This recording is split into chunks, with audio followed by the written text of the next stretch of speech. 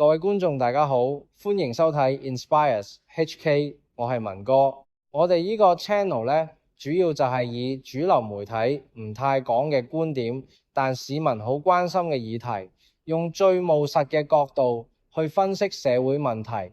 記得 subscribe、like、share， 仲有 follow 我哋嘅 Facebook page。有咩題目想我講，都可以留言話我知。最近網上瘋傳一條片，話大埔一間老字號粉麵店嘅後巷有成6隻老鼠喺膠桶上面開大餐，食到好似自助餐咁，畫面相當震撼。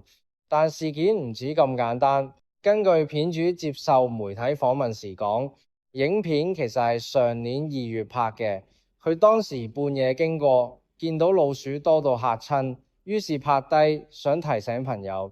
直到最近大埔 Facebook 群組有人投訴話，該店鳳仔排骨飯放喺垃圾桶隔離，佢先至將舊片放上網。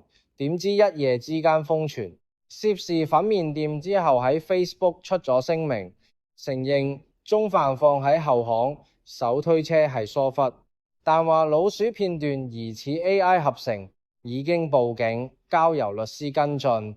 片主聽到之後就話，唔知好嬲定好笑，影片千真萬確，仲有原檔，歡迎對質。食環署今日已經去巡查，結果係食物室不潔，已檢控，未見老鼠活動，但發現懷疑鼠跡，已要求店家清潔達。換句話講，老鼠係咪 AI 未證實，但衛生問題係真。我以前都做過飲食，亦開過餐廳，講真。香港好多餐廳嘅後巷、廚房，你真係唔好睇得太仔細。酒店都唔一定乾淨，何況街坊小店。好多時老鼠係隔離鋪走過嚟，廚餘桶放得太近，夜晚清潔唔夠快，員工偷懶，你就會見到老鼠派對。所以我自己後來都少咗出去食，寧願超市買嘢返屋企煮。或者假日去啲貴少少、衛生好啲嘅餐廳。香港鼠患問題其實比你想象中嚴重。根據新聞資料，食環署上年花咗10億7千萬去做滅鼠工作，一年滅咗12萬隻老鼠，平均即係每隻老鼠7000蚊成本。但街市、後巷、垃圾站，你都仲係見到老鼠周圍走。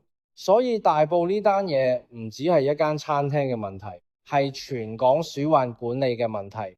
呢件事反映咗3個重點：一、餐廳衛生要改善，中飯放喺垃圾桶隔離真係唔應該；二、AI 造假係新時代挑戰，但唔好乜都賴 AI， 否則會失去公信力；三、香港鼠患問題係結構性問題，唔係捉多幾隻就解決到，要改善垃圾處理、後巷管理、商戶衛生。呢度係 Inspires HK， 我係文哥，記得 subscribe、like、share、comment， 等更多人關注社會議題，支持我哋繼續發聲。我哋下集再見。